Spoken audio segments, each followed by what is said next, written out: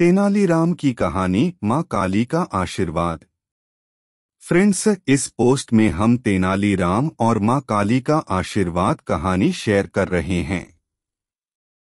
ये तेनालीराम के बचपन की कहानी है। बचपन में जब तेनालीराम को माँ काली के दर्शन होते हैं, तब उसके और माँ काली के मध्य क्या बातचीत होती है? वे तेनालीराम को क्या आशीर्वाद देती हैं? यही इस कहानी में बताया गया है। तेनाली रामलिंगाचार्युल का जन्म 16वीं सदी के प्रारंभ में थुमलुरु गांव में एक तेलगी भट्ट ब्राह्मण परिवार में हुआ था। हालांकि एक लोकप्रिय धारणानुसार उनका जन्म तेनाली नामक गांव में हुआ था। तेनाली राम का जन्म नाम रामाकृष्णा शर्मा था। उनके पिता गरालपति रामैया गांव के मंदिर में पुजारी थे। बाल्यकाल में ही पिता का साया तेनाली राम के सिर से उठ गया और माता लक्ष्मम्मा द्वारा उनका पालन पोषण किया गया। औपचारिक शिक्षा तेनाली राम ने कभी प्राप्त नहीं की, किंतु वे बचपन से ही कुशाग्र बुद्धि थे। उनकी वाक्पटुता का तो कोई जवाब ही नहीं था। नटखट तो इतने थे कि कोई भी उनकी शरारतों से बच नहीं पाता था। एक दिन तेनाली राम की भेंट गांव के एक ज्ञानी संत से हुई। संत ने उन्हें एक मंत्र देते हुए कहा, पुत्र, गांव के काली मंदिर में जाकर इस मंत्र का 1,00,000 बार जाप करो। इससे काली माता प्रसन्न हो जाएंगी और तुम्हें दर्शन देकर वरदान प्रदान करेंगी। तेनाली राम तुरंत काली मंदिर गए और वहां संत द्वारा दिए मंत्र का जाप करने लगे। जैसे ही 1,00,000 जाप पूरे हुए, काली माता अपने 100 मुख के भयंकर स्वरूप में उनके समक्ष प्रकट हुई।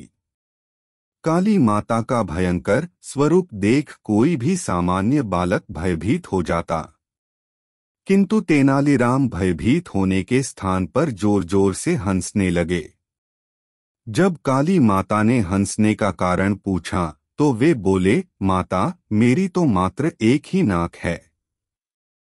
जब मुझे जुकाम हो जाता है तो मैं तो परेशान हो जाता हूँ।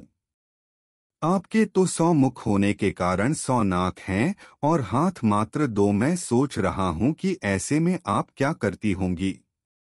तेनाली राम के हंसमुख स्वभाव और बाल सुलभ बातें सुनकर काली माता हंस पड़ी और बोली, पुत्र, मैं तुम्हें वरदान देती हूँ कि भविष्य में तुम विकट कवि के रूप में प्रसिद्ध होगे।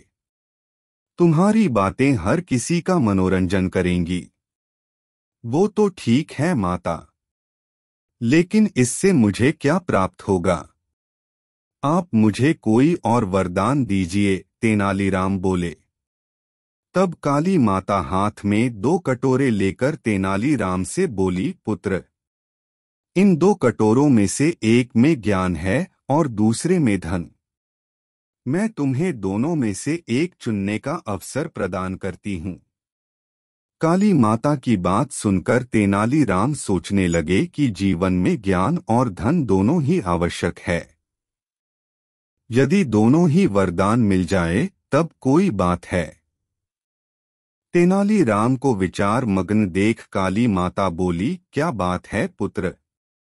किस कटोरे का चुनाव करना है, ये समझ नहीं आ रहा।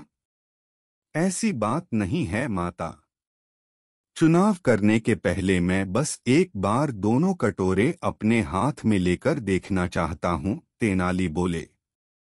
काली माता ने जैसे ही दोनों कटोरे तेनाली के हाथ में दिए, तेनाली ने झटपट दोनों कटोरे को मुंह से लगाया और गटक गए। इस तरह अपनी बातों में उलझाकर उन्होंने काली माता से दोनों वरदान प्राप्त कर लिए। माता, क्षमा करना। जीवन में ज्ञान और धन दोनों ही आवश्यक है, इसलिए मैंने दोनों ले लिए।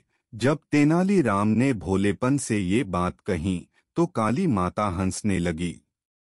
पुत्र, मैं तुम्हें दोनों वरदान देती हूँ। जीवन में तुम कई सफलताएं प्राप्त करोगे, किंतु ध्यान रहे कि तुम्हारे मित्र तो होंगे ही, शत्रु भी कम न होंगे। इसलिए होशियार रहना। इतना कहकर काली माता अंतर्ध्यान हो गई। आगे चलकर तेनालीराम विजयनगर के राजा कृष्णदेवराय के प्रिय मंत्री बने। उन्हें लोगों का बहुत स्नेह प्राप्त हुआ और धन संपदा की भी कमी न हुई। किंतु उनके जीवन में शत्रु भी बहुत रहे, जो उनके विरुद्ध षड्यंत्र रचते रहे। तेनालीराम भी अपनी चतुराई से सदा उन्हें मात देते रहे। फ्रेंड्स, आपको Tenali Raman and goddess Kali story in Hindi कैसी लगी? आप अपने कमेंट्स के द्वारा हमें अवश्य बताएं। ये तेनालीरामन कहानी पसंद आने पर लाइक और शेयर करें। ऐसी ही और तेनालीराम की कहानी के लिए हमें सब्सक्राइब कर लें। थैंक्स।